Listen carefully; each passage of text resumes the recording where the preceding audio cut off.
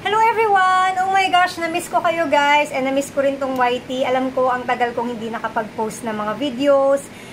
Although minsan nakakapag-sundot-sundot ako ng mga shorts at saka yung mga recycled videos ko. Pero ayun nga, sa mga hindi nakakaalam, last year kasi na-demonetize tong YT natin. So, medyo na-demotivate ako, medyo tinamad ako. Kasi actually, kasalanan ko rin naman dahil hindi ko alam na pag 6 months pa lang hindi ka nakakapag-post ng video, kahit may mga nanonood naman ng mga existing videos mo, ide-demonetize ka nila. Tapos, ayun nga, nung nakita ko na demonetize ako, nung nakita ko, ang haba or ang laki na naman ang hahabulin ko sa number of hours ng views. So, ayun na, nawalan ako ng gana. Tapos, sakto naman, January last year, medyo nag-click tayo sa TikTok. So, meron akong isang video na nag-viral, tapos ayun, tuloy-tuloy na. So, mas dumami yung followers natin doon. Kaya, mas ginanahan akong gumawa ng content sa TikTok. Last year din kasi, sobrang dami nangyari. I know, na-post ko pa yung video nung nagkasakit si Blacky, nagkasakit si Togo, until na namatay nga sila. And then, yun nga, sobrang naging busy sa work. Double shift pa yung work namin noon. Tapos, until I resigned na nga nung September last year, na dapat after nun, ipupursue ko yung business namin na Poparel. Kaya lang, medyo nahirapan din kami ni Daddy kasi, yun nga, since kami rin yung hands-on na gumagawa ng mga leashes and collars, yung mga accessories na pang dogs na ginagawa namin sa Poparel, nahirapan kaming asikasuhin. Kasi, syempre, may full-time job din si Daddy Romel. Tapos, ayun nga, wala talagang time. Tapos, syempre, ang dami pa natin mga rescued fur babies na inaalagaan. So, ayun. Pero ngayon, guys, I'm doing a comeback dito sa YouTube.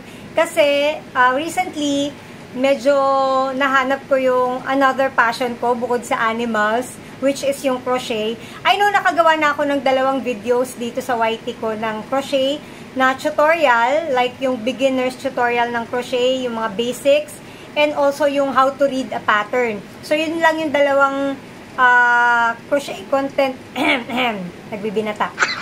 Yung crochet content ko na na-post before. Under siya ng DIY tutorial playlist. So, pero ngayon, I'm planning to pursue this YT channel na mainly sa crafts lang. Mostly siguro yung nga sa crochet or sa resin art, clay art, ganyan. Pero mostly mga crochet patterns, yung mga isi-share kong tutorial sa inyo. Kasi yun nga, naisip ko, may mga nagsuggest din sa akin na baka kaya hindi rin masyadong click yung YT channel natin kasi masyadong marami akong niche na ginagawa, animals, yung mga music, yung tutorials, mga DIYs, ganyan. So ngayon, magko-concentrate tayo sa mainly DIYs and crafts. So, ayan guys, and I'm really hoping and praying na suportahan nyo pa rin ako dito guys. Huwag kayong mag-alala, makikita nyo pa rin yung mga fur babies natin, yung mga reptiles ni Arit. Makikita nyo pa rin sila from time to time. Pero ngayon, magko-concentrate tayo sa niche, which is yung craft natin, yung crochet. So, kung may makakilala kayo na mahilig mag-crochet, mahilig mag-DIY, ayan, pa-share naman ng channel ko guys. So, nag-start na rin pala ako ng Shopee shop, ng TikTok shop, and yung Facebook page ng Generis Crafts.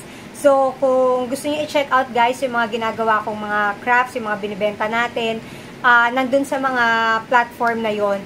And itong pagko-crochet ko guys, aside from yun nga, stress reliever din and hobby, at the same time, ito rin yung aking source of income na ginagamit din pang sustain ng mga rescued fur babies natin, pati ng shelter. So, ayun guys, I am asking for your support again dito sa tatahakin natin bagong niche.